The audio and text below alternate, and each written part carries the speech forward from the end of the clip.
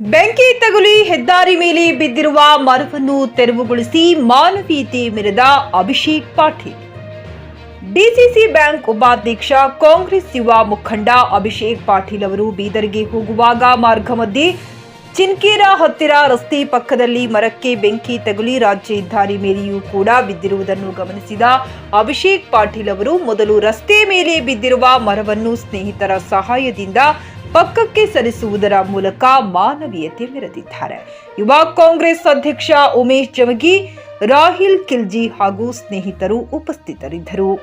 ಜಕೆ news Kannada, Humnabad. ಇದು ಭ್ರಷ್ಟರ ಪಾಲಿಗೆ ಸಿಂಹ ಸ್ವಪ್ನ.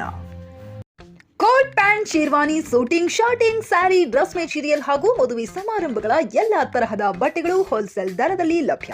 ಹಾಗಿದ್ರೆ ಎಂದೇ ಭೇಟಿ ನೀಡಿ ಆರ್ಕೆ ಫ್ಯಾಷನ್ ಕಲೆಕ್ಷನ್, ಬಸ್ ನಿಲ್ದಾಣ ಎದುರುಗಡೆ, ಹುಮ್ನಾಬಾದ್. ಹೆಚ್ಚಿನ ಮಾಹಿತಿಗಾಗಿ ಸಂಪರ್ಕಿಸಿ 8660601957.